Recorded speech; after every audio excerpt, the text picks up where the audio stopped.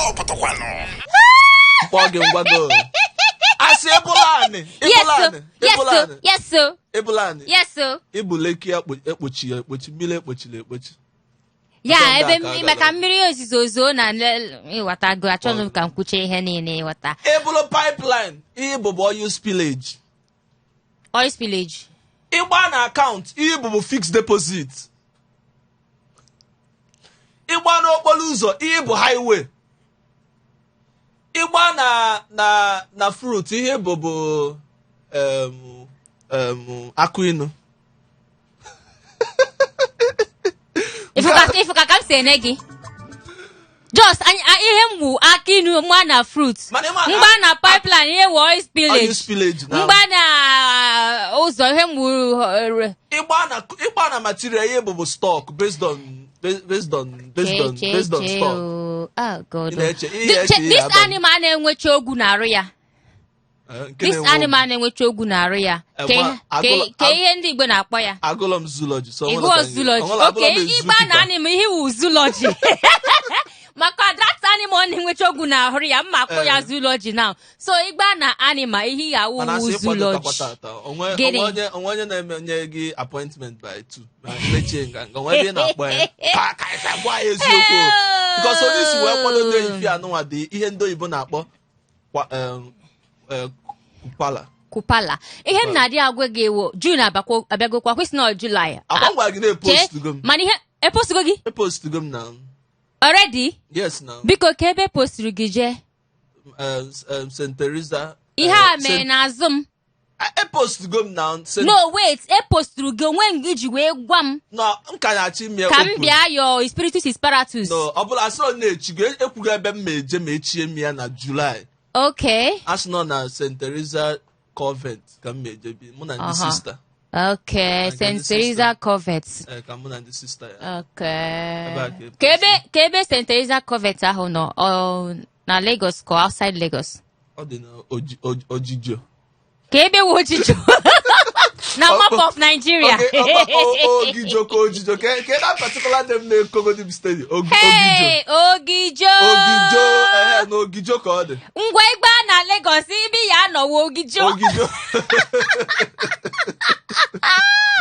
Mana last, I'm happy to be here back kwa.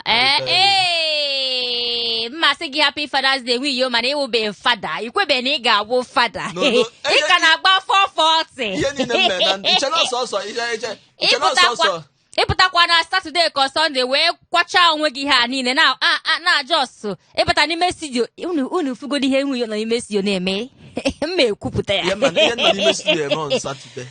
Ngozi ebe anyị mama Ngozi compound anyị pụtago na nwe bara na studio taa na-akpọcha onwe ya aha. Ihe ọzọ m na-awụ cupcake ụmụ nwaanyị. Ihe ọzọ na-awụ salad ụmụ nwaanyị. Ihe ọzọ na-awụ nwoke amaka na-asị ewu biko watermelon ụmụ asa. Nwoke na-eme ụta n'ime studio. Melon nwoke dị ọsọbụla onwe ya melon. Ka ihe ọ ga na-eme n'ụlọ ọ pụta ọba na bedroom ọfụ mirror na-eti nwoke ewu nka nwoke ewu nke ọzọ nwoke ewu nka mechere m ọnụ bịa sị gị na iwu na Lagos ihe bi ga-anọ Ogijo ịgba na aka m ihe ga-awụ ogi. At the end of the day ka isi gị hakwa ike ibu. No, enidelo nke confirm ya. Enidelo ka m confirm ya. Nwoke na-ede mmụọ ọbụla. Mechigodo ọnụ ka m kwuo okwu. Nwoke bụ ife a na-akpọ mmadụ chọọ ikwu okwu fertilizer. Feta gịnị? Based on na rush ya gị na udemedebe ebe ị nọ. Ị na-rush ma awụm salad. Sọsọ ofu mfọtọkọ. Isi na iwu fruit salad, awụm salad ị na-rush m. Sọsọ ofu mfọtọkọ mma fọtọkọ 9 months ejenye testimony. Sọsọ one appearance mma atọ ya. Sọsọ bịa anyị abịakwa ịkọ akụkọ gị ebe a taa. So were nwayọọ ka mụọ down. Akọ ndị nna ka anyị na-akọ. Iwu onye nna. Abụmanya gị. Iwu onye nna. No, iwu onye nna. Inugo nwaanyị. Inugo nwaanyị. Ma mmadụ onye na-ejere ọlụ ezinụlọ. Iwu evangelist. Na-eje ọlụ ezinụlọ. Ọlụ ezinụlọ. ya ije fichesie TV fiche TV fiche redio ka ọ gịnị ka ị na-alụ ebe a na-adịbe ebook onye na-ebook gị onye anya na-abụ ka ofu anya ka ọ nwere based on na mmụọ na-ese enye nwoke ka nwaanyị ka mma nke ọwụ ọ na-abụkarị nwaanyị ka ebe dị unye ahụ na-anọ na-ebook gị anyway national television happy Father's Day ka m chọrọ isi onye ọbụla ji nwaanyị okay no ọwụcha mmadụ niile ji nwaanyị onye ọwụ na-awụ nwoke mana onwe because onwe nwoke dị nwoke wee dịkwa ọkwa ịghọta ndị niile wu nwoke ego bekee geji eje mba egeji anya isi ego ndị ibe ji agba abụ ezigbo mba na si unu happy Father's Day biko unu dị too much ụmụ nwoke Igbo niile na unu dị too much mba wepụkwa nwunye mana ụmụ nwoke ndị ọzọ niile unu dị too much sọsọ semona abụ ahụ ngonye gị alụgo m ọlụ nna n'isi gị okay yes nwunye na-achị kọwara m ugbu a yes na mụọ nwe ego bekee of course ego pounds and dollars ego ndị Igbo ji eme ọnụ na Lagos ya ego ndị Igbo ji aba mba anyị isi na ma apụta bụ ofu ụbọchị nke awudo just ka m kpọọ ya ofu ụbọchị mana ka m hapụ ịkpọsi ya ụbọchị ọzọ niile pụta kpọọ gị nwa isi ya asị na national television now ka ihe ga-emede gị first mana ka m hapụgodo nke ahụ na ma apụta bụ ofu ụbọchị kpọọ gị jee ebe akwụkwọ ebe ị na-akpọ ha tu semona ya akpọ gị jee ebe dị mma were ego Chukwu nyere m ego Chukwu ji chọọ m mma wee sachaa gị that day si gị lie everything n'isi m emebe m ya apụ long story emebe m ya onye isi akọwagodi ya onye ọbụla nọ n'akụkụ magodi na ị na-ama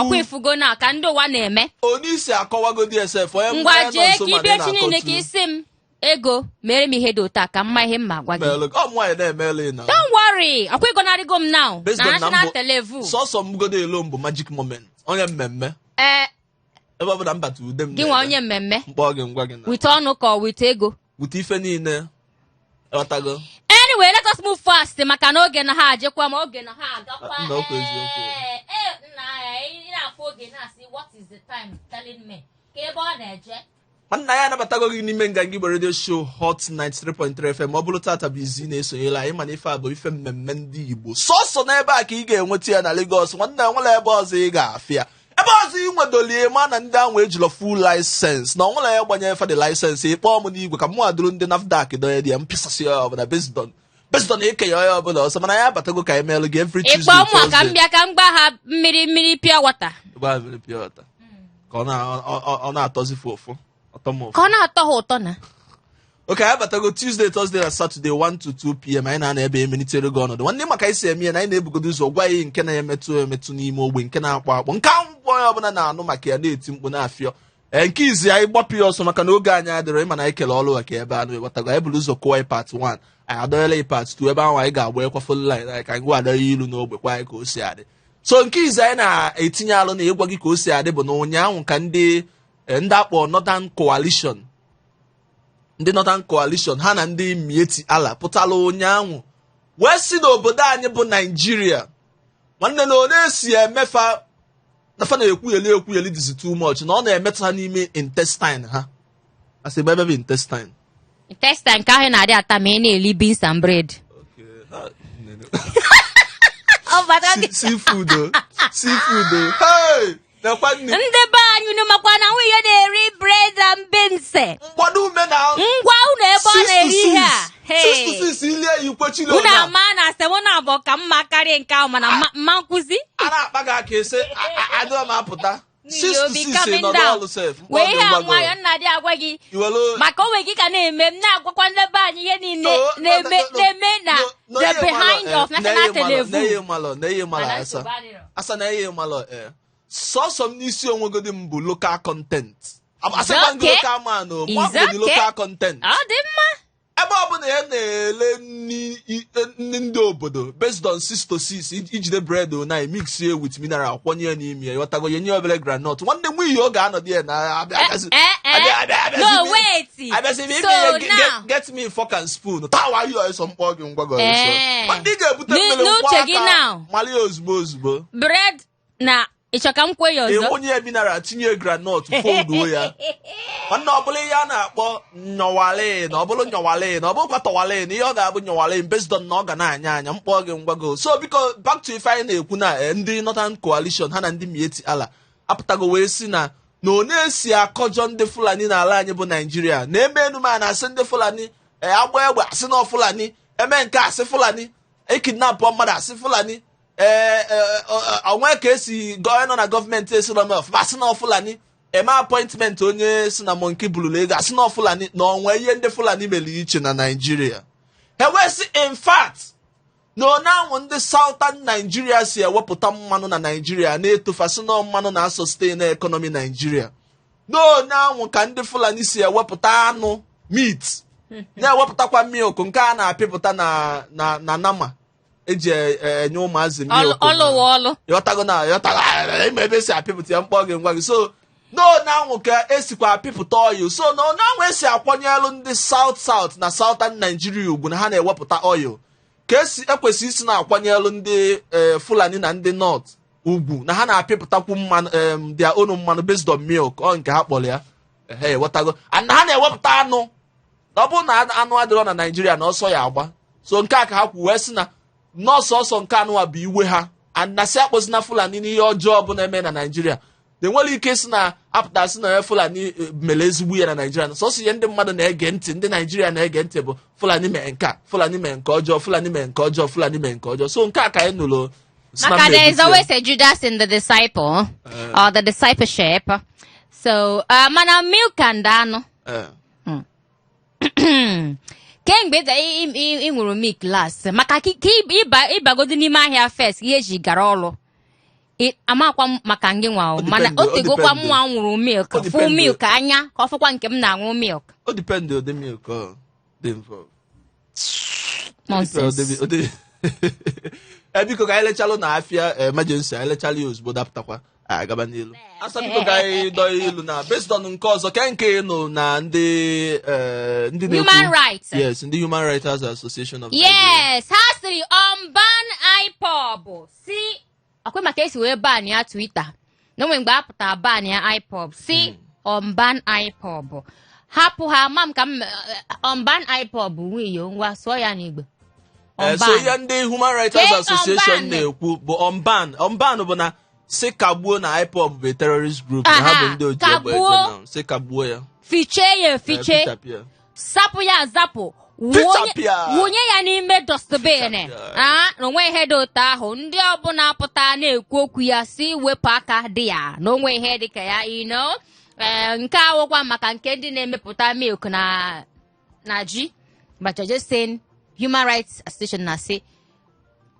ban IPOB na ha na-ekwu na IPOB abụrụ terrorist group mana ozi federal gọọmenti ha zijere ozi na-etinyere ha alụ ka anyị ma na ha emejupụta ya ọzọ anyị na-etinye alụ kịta bụ n'Enugu steeti ebe anyị nọ n'ụbọchị ụka gara aga that is nwanne ụnyaa ka ofu onye uwe ojii asị na olugo rank of inspector na police nọkọta n'ojuo isi ihe anụnwa a na-ekwu mee na o mere n'Enugu steeti n'ụtụtụ Sọnde n'akụkụ Gulf Estate ma ọ bụ na ịmụ Enugu steeti ọfụma na Gulf Estate ka ya bụ ihe mee na onye uwe ojii anụnwa bụ onye na-eso escort ofu big man na Enugu steeti na amalụ na ọ nwụrụ ihe ọṅụṅụ ka ọ selụ nke ọsịse ka ọ ligolo ya n'isi ọ nwere ma ka o si dị ya mana ọ nọkọta nwanne kwughepụ egbe gbọba mmadụ niile nọ n'esteeti egbe ọ dị ka o lotela mgbe ọ na-eme action movie ya bụ Overgate ya nke Nollywood mba nke Hollywood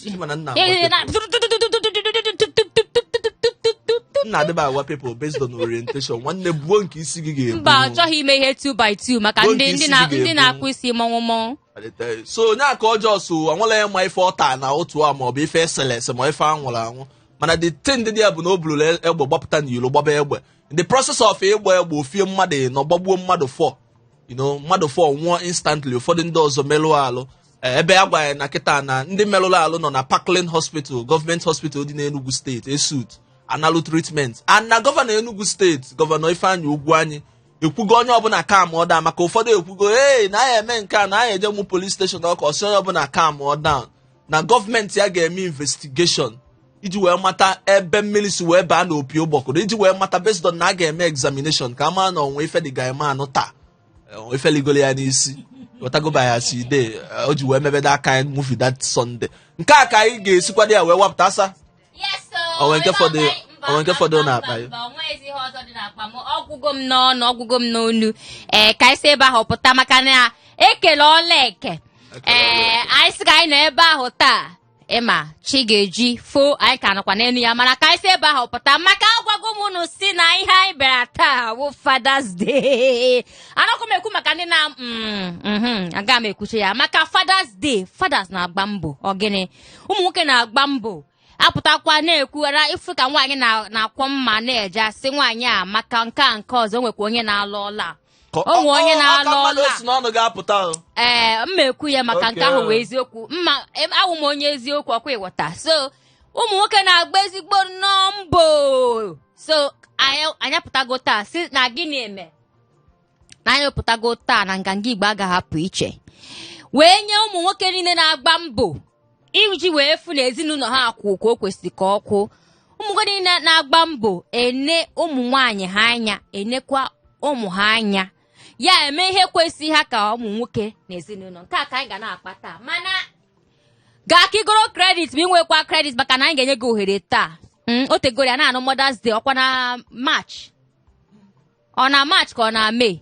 Mother's Day na-agwụcha agwụcha. Mother's Day anaghị agwụ diko, ọ na-agwụ agwụ biko, mana nke ụmụ nwoke kwa once in a year dịka nke a ga-enwezi na. Gee ntị asa, gee ntị. Ịma na I was in my own humble abode. You were in your own humble abode. Wee na-watch gị by based on viewing. I wee na-watch him by based on viewings. Kama no viewing center. King of viewing center. I wee na-ekwu ka o si masị ya. Wee na-ekwu ezigbo okwu mgbara uru. Ọnya nwa ka nji wee na-ekwu na anyị ga-ebido ụmụ nwoke ga-eje October meeting.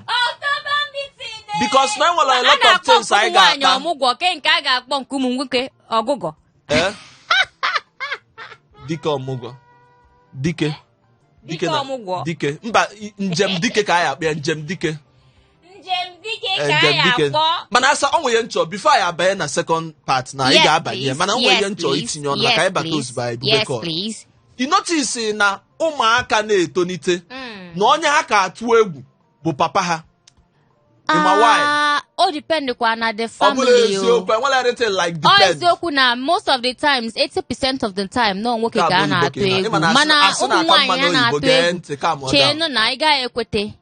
Ụmụ nwaanyị a na-atụ egwu dịkwa, mana ọ eziokwu ka m jiri n'ụjọ wee kwere na nke gị. Ụmụ nwaanyị ya nwa mmụta anaghị atụ ya egwu. Gee ntị ka m kọwalụ gị reason.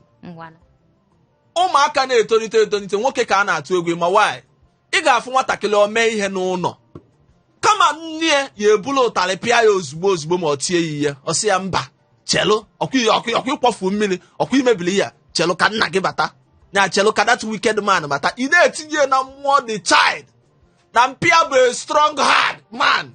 Mpịa batara ala ozugbo oje dadi maọbụ mpa Chukwuemeka. Ị makwara Chukwuemeka ji emebie ihe dị one anụnwa, nwoke wee bunizie ụtarị kwụbịa igbudim o tichakwa ihe o. Mama mekwa reporting o, bie ya ejekwuru. Gee ntị, mama mekwa reporting o, bie ya ejekwuru nwatakịrị ahụ sị bịa nna ngwa ndo o gbachida adịghị gị nkịtị. Ifu gị ọsị ya gịnị gbachida adịghị ya nkịtị, o mezie nwoke ọ dịka onye a bụ wicked man. Mana tata and October meeting anyị na-akwado ebe a ka anyị anọ wee kpa ihe niile. Ọbara gị dị ezigbo ọkụ nwunye. Calm down. Because mgbe m na-etolite ọya aka m isi m nọ na-eme m. Calm down. Onwe ka nsi wee kọmitie. Mba. Ụfọdụ oge ọkwụ ụmụ nwoke na-etinye onwe ha na that space o. Ka anyị si etinye onwe ha na space. Ịpụtakwa ị na-eme ihe ụjọ. Mana onwe ụmụ nwoke ewu ha na-abata before ha emepee gate. Onye ọbụla chọọ wee ya ngwa daddy na-abịa. Ya bụ reporting na enyere ya previously. Previous nke a bekee ka ịsụ. Mpa na mma bakpuo n'ime bed. Mpa na mma bakpuo n'ime room dị na n'elu bed. ma na-etebuli ya offenses na mana esije ma Emeka ya ji egote elu magi ka eji wee si nne olu ebe ahụ nọ ya 30 minutes na-akwụgharị oke ọ bụ na otu ahụ ka ọ na-adị kekwana ihe na-adị eme mgbe ahụ ọ na-adị awụ nwa mee ihe ọjọọ ị na-anụ nna na-asịkwa nwa gị isi obebi ọ nwa gị n'elu ka nwa gị si wee dị na ka o si na-eme na ihe nke a na ihe nke ọzọ ma ọ wụ na nne na ihe anyị kọrọ na wee eziokwu 100% of the time mgbe niile ka ọ na-adị otu ahụ ka ihe mezi mgbe nwa na-eme eri ị na-ahụ ka nna ga na-asị nne na nwa ya ka ọ wụ anyị mezie phone line nwa meghe phone line ka anyị akpa today ndị nganga na ndị Igbo ihe anyị na-akpa today bụ maka ndị nna kedu ka e ga-esi wee celebrate ndị nna maka na last Sunday gara aga bụ ụbọchị ụka ụbọchị ndị nna so anyị wee sị na anyị ga-eburu ebata na nganga mana tupu mpịachara egwu a mpụtazie anyị pụtazie emeghe phone line anyị tinye ọnụ na ya chetakwa na mbọ ị ga-eji nweta ya bụ 08182426591 maọbụ ije na 08182426591 akara ekwentị anyị maọbụ ije na Facebook zitela anyị ozi na nganga Igbo na Facebook maọbụ ije na Instagram nganga redio maọbụ zitela anyị ozi na text message ma WhatsApp na 070 800-51850. Hello. Hello. Ego bekee.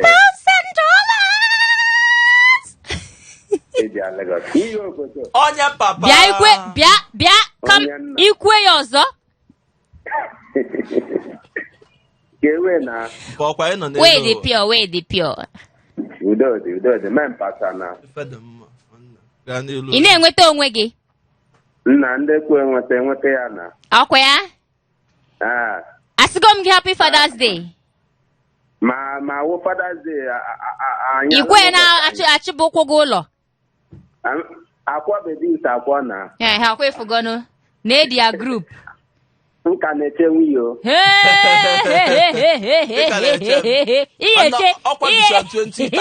Ihe eche everlasting. Ịchacha isi awọ n'isi.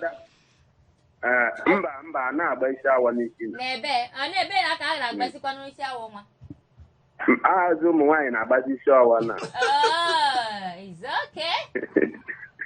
I tell you. Anne ka eke ose adị na ihe anyị na-akpa na. Men pasana. Confirm gaa n'ilu otu ihe ọnụ. Ihe kwuru sị ndị nne bịa nwa ha mee ihe asị gị chere ha mgbe mpa ha bịa ihe a wee eziokwu ọ confirm na ahịa ka ndị nne ji eri anyị apụta na-eme mpa ọ dịka mpa ọka gba weekend na family.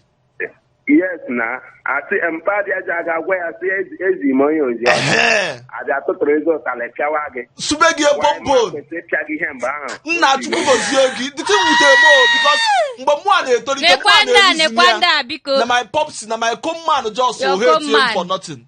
Mgbe mụ a tolitezie mfụ na ihe anụnwa bụ m isi m jos na-akpanyere ya dị man weluzie m na-eme dodging ball welu m na-eme football na afọ iwu otu ọ dị nne gị ga-agbachi nkịtị o chefuele ihe ahụ ọzọ eru ime abalị mpaga abịa mechie gị sị gị nwaanyị mmadụ jizi agụ ziga gị ọka iwee na-afụ ihe mesi nso ụtụtụ ọkụ ihe mesi nso ụtụ ebuteru gị dị mata n'ime abalị were ya jabago ozugbo eche m nke ahụ agago ya ịmasị mama gị bụkwa ya n'obi chere ka mpa ikwuche ego anyị etinye ya ọrụ ngwa chenu m ajụọ gị ajụjụ m jụrụ ofu onye n'ime studio ọjụ na ọma nsa ajụjụ ahụ ka ihe mezinụ nwa mmadụ na-eme eri olue mgbe a ga-apịa nwa ihe makwanụ ịgwa ya okwu kwesịrị ka agwa nwa ị na-anụ ihe dịka akwa nwa gị nna na-ekwuru nne na-asị nne ọkwa nwa gị zi obebi n'ekwu ihe ịmụpụta n'ekwu ihe n'ihi na-azụ ka ihe mee nwoke na-adị agwa nwaanyị udokwa iwe ya ndị nna abịa gị ịpịa ihe nne gị ga-adị edipendị gị ọsizie gị hapụ ya ahụ bịazie kwee ndị nna n'obi so ajọsịgo nwa gị na bikọs ikpe ka o trite ya nọma ndị nne bịa sị gị hapụ ị ga-egbu nwa ahụ egbu gọzie ya na ndị nna abịazie ha sị gị ngwa ọzụrụ nwa gị na ihe na-azụ ọtago ọhịa ahụ ndị nne na-akọzi ya is alright uche onye adịghị ya njọ mgbe okwu gị kwụ ọtọ ka ife eme olu baya si ide kwa akwa ịghọta udo dị na nwanne nọdụ mma nwa aba nga gị bụ radio show hot 93.3 FM.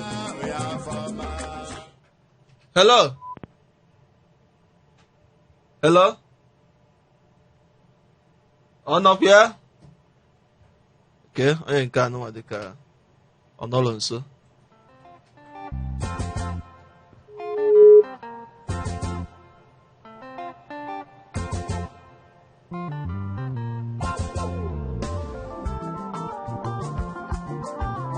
Hello. Hello, nwunye ọla obodo. Onye dadi ikpole. Nwunye onye highway. Ezigbo onye obodo, nwe gị non-compare photocall gị. Ego bekee. Pounds and dollars, baby. Ego bekee, iwe onye highway. It's okay if you say so. Nwunye ka nkele mere obodo. Nnọkwa anyị nọ n'elu ụwa na-achasị ya na-achọ ndị a ga-etinye bias day whatever not na Anyị akwụ ha. Confirm. Nwanne gwada anyị afọ anyị na-ebe isi akpọ ka anyị magodi ka o si adị. Moscow na Osodi. Moscow ya Osodi. Mpatinyela anyị ọnụ n'okwu ihe anyị na-akpa maka ndị nna tata ka eke isi fia. Bụ ndị nne na-eri ndị nna mugu na. Ọfisi.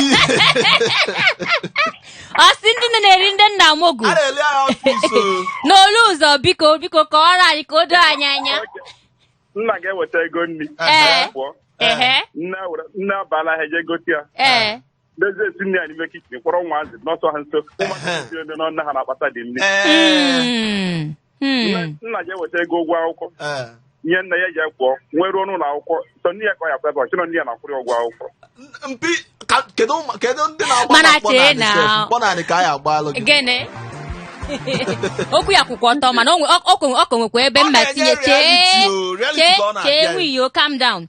Okay, okwu gị kwụ ọtọ nwoke be anyị mana ọwụ uche eziokwu because na mgbe gara agari ka na-emekwa ugbu a sef kwa ka ọ na-adị awụsọ nwoke na-adị apụta enye nwaanyị ego school fees mana ịmago na ugbu a na-ekezigo ọrụ eke nwaanyị na-apụta ka o nwekwa ụfọdụ mgbe nwaanyị ga-apụta were ego school fees nwa ya kwụọ na school ọwụmasị ọwụmasị nwoke dị mma mba ọwụ na-ekwu ọwụ na-asị gasị m nọ asị ma ọgwa nọ eziokwu gasị m nọ eziokwu onwe ihe dịka na-ekwu nna ga-eprovide tinye na nwunye ya kwa mebe na onye na-agba ụzọ eji afịa ma ọrụ no maka no ị chọghị ịsa ajụjụ mma jụ gị ya ọ ihe ọ pụtara nọ na sọmụ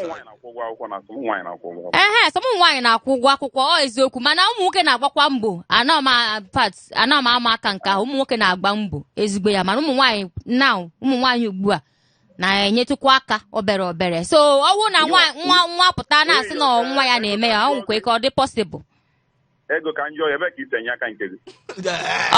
Onye ka m menyere aka nwa ọ dị nke m ka na-ajụ m nwunye iwu di m iwu di m na-asị na mechiere m ọnụ ebe ahụ biko mba ọwụ na ajụjụ na-ajụ m bụ ka m si enyetụ di m aka ga-abịa n'ime ụlọ ị bịa jụọ di m ajụjụ ahụ mana ọwụ na ebe a ka ị na-ekwu ihe a na-ahapụ ka m senyere nwunye aka ana m egoro nwiyo nri oge niile nri gbuo gị ị na-ego ya onye ngotekwara elinyekwa mmiri siwo mmiri awe mkpọzie gị bịa anya m ihe nwa nri ịgbaghalịba can you beef mkpọzie bịa anya m ihe nwa na ịgbaghalịba na my brother daalụ hapụ ndị a daalụ nwanne ọkwa ifuru ihe na-eme onwe gị nwiyo ọkwa ifuru ihe na-eme onwe gị nọ na national televu agọnarị m ịbịa echi niile ịjụọ m ajụjụ si m nye gị elete ị ga-abịa don't worry nee ya ka ị were sagbuo onwe gị ebe ahụ si sagbuo onwe gị onwe ada achọrọ m ịnụ ihe ahụ ị chọrọ ịkọ achọrọ m ịnụ ya hello good morning. Wow! Good afternoon, nwaanyị ọma ka eke ime taa nwaanyị mara mana ihe na-eme na ọ na-amasịkwa m sị ka mkpọta wiz nna ha akpọ ịdị too much wiyi ana m anụ olu gị ihe na-asụ na Anambra wusu tọpụrụ na ha asụ Anambra folocom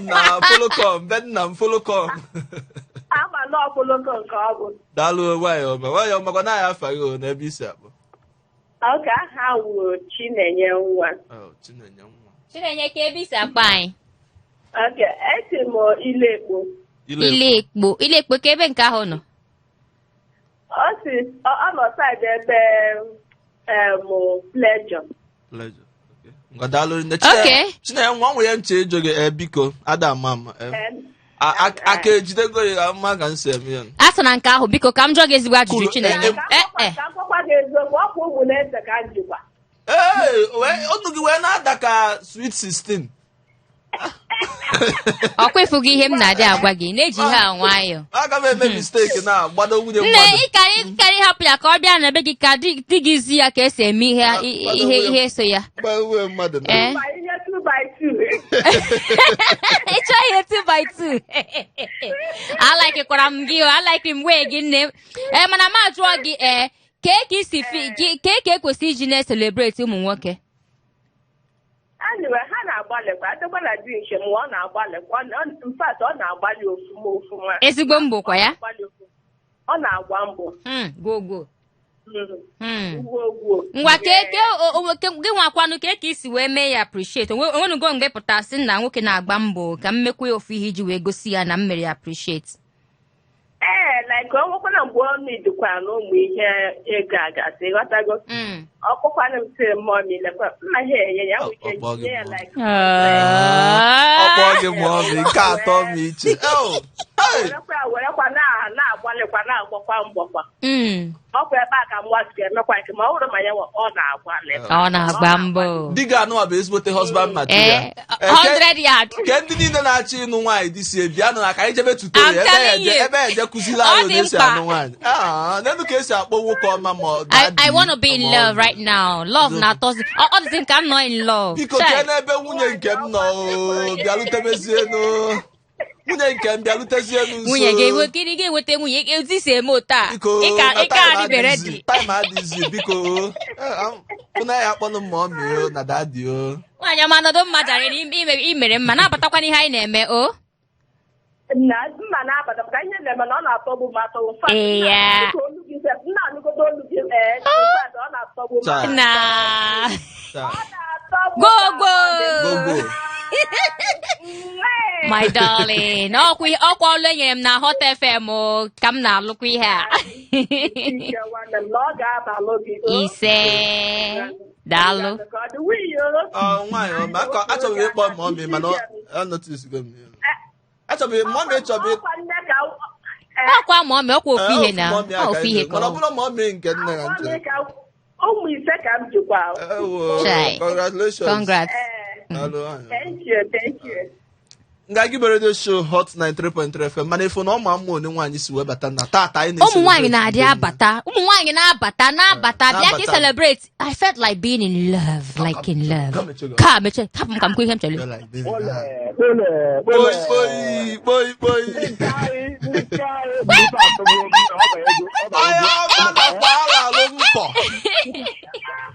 ọ batago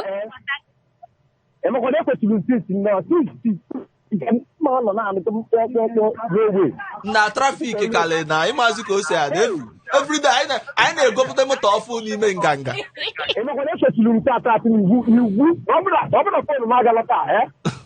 ị ga-ele fon ahụ ị chọrọ ya achọrọ tụọ down mana Chukwu emego onye papa ezigbo mmadụ nakwa alalụ mpọ wananole si na original version yes sir that is me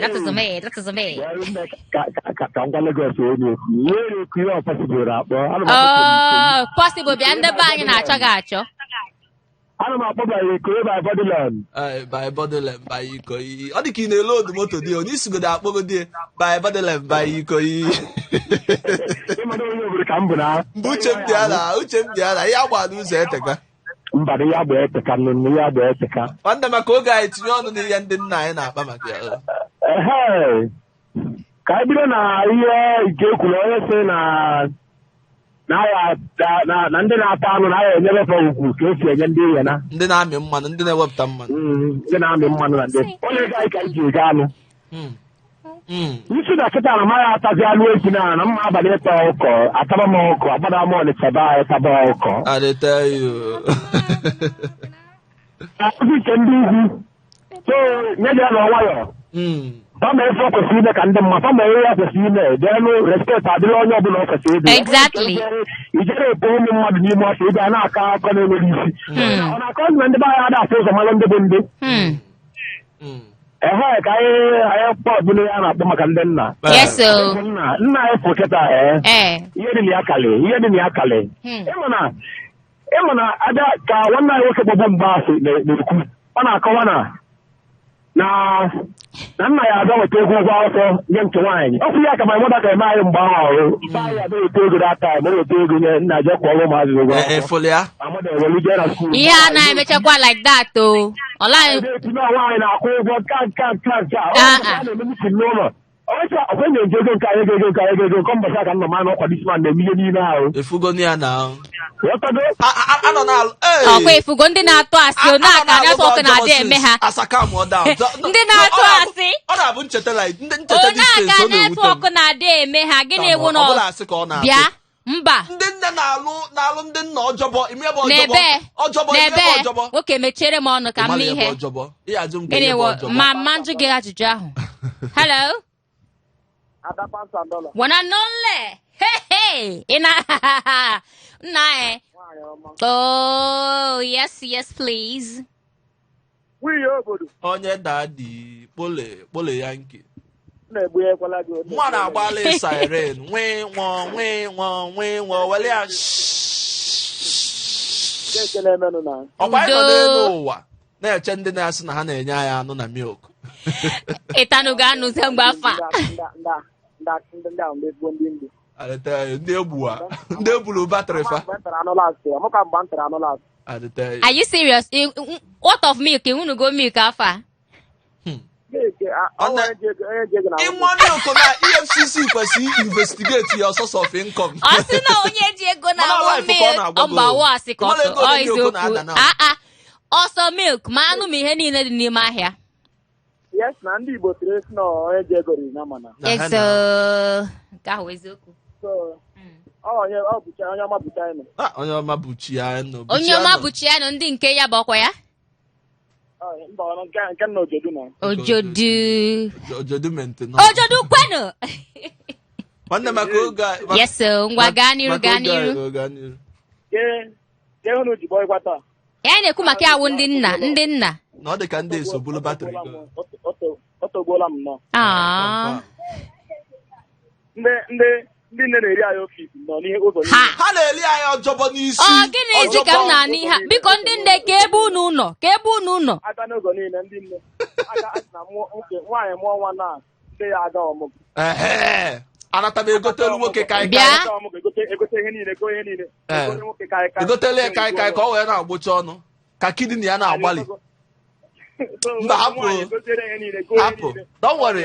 October ihe eje meeting nke aghọtakwa m ihe na-eme ebe a biko ka ihe na-eme ebe a anyị eji opugi ihe na amali unu na-alụ anyị ọjọbọ ka ihe na-eme ebe a ghọta m ihe na-eme unu na-alụ anyị ọjọbọ ihe kwesịrị ịghọta ihe anyị na-ekwu na confirm ụmụ nwaanyị na-eri unu ọfịs ihe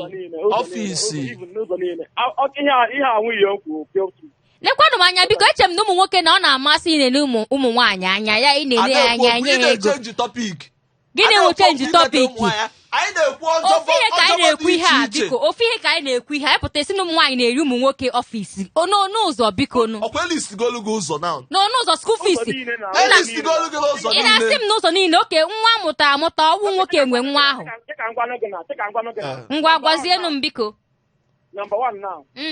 ihe na-eme na ịtụta na ntị mbalọta na ebu ụzọ agakwu ma akpa m niile mebiri abụ ihe mma m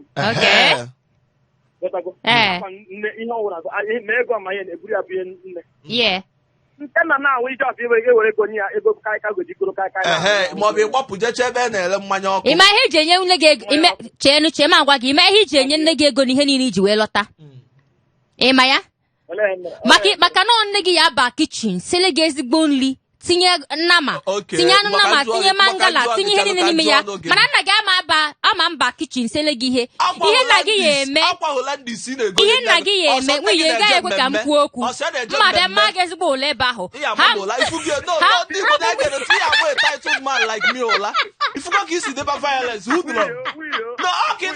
gị na-ekwe ka m kwuo okwu ọ gịnị na-eme gị ịma na m chọrọ ikwu eziokwu ịma nkwe ka m kwuo eziokwu ahụ ọ gịnị na-eme gị na ụmụ nwaanyị a na-ahapụ ihe a ije nye nne gị ihe iji wee lọta n'ụlọ wụ maka na ịma na onye nwa ga-aba kichin siri gị ezigbo nri ọwụ na nna gị ga-esili gị ezigbo nri nna ịbata na iburu ihe niile iji wee lọta wee gaa n'ebe nna gị nọ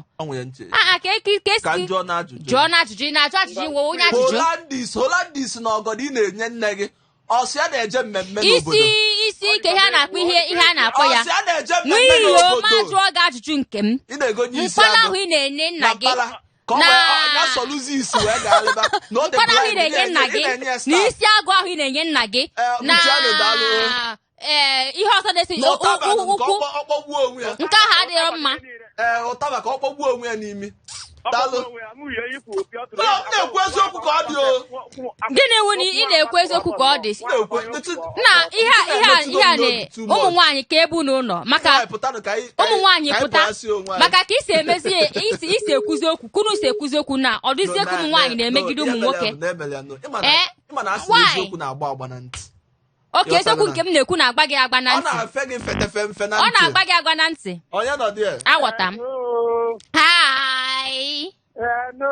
hi Maazị n'elu ụwa Maazị n'eluigwe ọ bụrụ na ị nọ m nso ịma ihe na-eme akpọrọ m gị banye okere ka egboro gị azụ ndụ gịnị dị ife ahụ were aka gị tọọ nke a ga-eburu gị God bless you eziokwu ga na-adị anyị na-ekwu eziokwu ọgbọkwasa azụ ndụ egbuti onye ọbụla ya ụmụ green bottle nke ị chọrọ ya olive oil no brand m atọ ekwu eziokwu digo ya my brother na-enye ya nna m ukwu na-enye ekwu eziokwu ọ na-ewe ego bekee iwe maka gịnịzi biko unachi gwa m na ụmụ nwaanyị na-emegide ụmụ nwoke ọ ajụjụ m na-ajụ ọnya ka anyị na o nwere some part nji emegide anyị gwa m eziokwu biko achọrọ m ịghọta ihe a nke bụ eziokwu bụ ka a hapụ ịta asị ọkwa ịpụrụ ditu Father's Day mere my wife on Sunday akwadotere m ịga chọọchị ọ banye n'ime akpati ya kpopụta akwa senetọ o nwere akwa a na-akpọ senetọ o kpopụtere nye m iwu yiri and amam oge ọ kwara ya love this is love this is pure love this is pure love ka m bịa ka ịbịa wax ya alụ gị love hapụ ya o wee ebe ọ na-eje biko ka m na-ekwu adị yes nke ahụ dị different na onye a naịtụrụ die na ya nwee ike ime ihe ọbụla ya chọrọ ime ka di enwe ike hụkwa ya n'anya mana abịa na ụmụ ihe izu ụmụaka nwaanyị a nwee ike itinye m na nsogbu bikos na ama m ụmụaka m mụrụ adị ha ama m bifo nte ehihie mma ya apụta mere ka ha ya emewo ọ ya achọ ka nte ehihie ka ha nwike ha eto mana ụmụaka maka ntị eme bifo nte ehihie ya adụ sọ na ihe ahụ i mere bụ eziokwu adịghị azụ bụ bifo nke ọjị ihe ya adị sọ gwa gị na-ekwu ihe i mere na-ekwenye nzu maka ya na-ata gị ihe maka ụbọchị ọzọ isi ime ka ya hapụ imebi ihe ahụ i metere egen ka ọ hapụ ịbụ afọ m na m na-abata na-agba ọsọ ekwe dada abatago ayọmman a na-akpọ gị ayọmman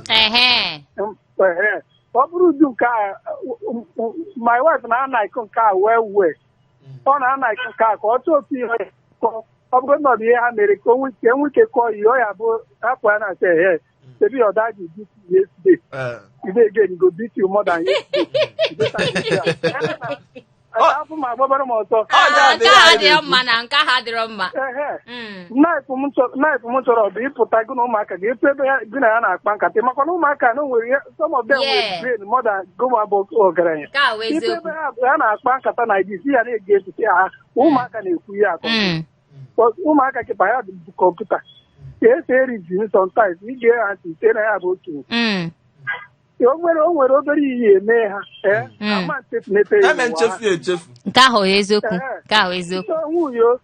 nwunye akwụ m gị n'azụ daalụ nna m okwu daalụ o nwere live nka m na-enye ego na njezie na-efi ya na ịma na ọya ebe niile ya agbalị ike gwuru ụmụ nwoke biko nụọ gịnị dị imetara na ịpụtara na bịa n'ite m ka ntọ tinye onye ọbụla ma ndị nna anyị agbakọ ọnụ anyị eli olili no ihe ga-emezi na anyị celebrate ọ bụla ụbọchị ndị nne efu churches niile na-eme activities maka ndị nne sweet mother I will go forget you kwuchisi ụzọ na-eme machin na-adọli anụ ọka eme ihe niile olu na nke ndị nna nne m ezigbo mama bido n'ụbọchị ndị nne na-agụ nne m ezigbo oyoyo mama anwụcha nne m ọwụkwa nne m Chukwu biko dadi gọzie nne m anyị ya ọganiru Nganga Igbo Radio Show Hot 93.3 FM ka anyị tinye alụ ozugbo gụpụta ozi ndị mmadụ zitere anyị na-efie tata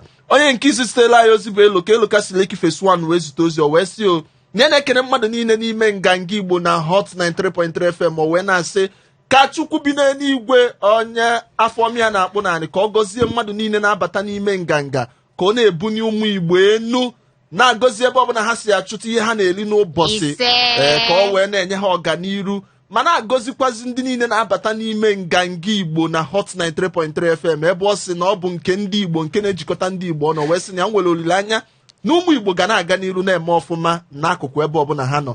Eloka si Lekki Phase 1 wee zute ozi.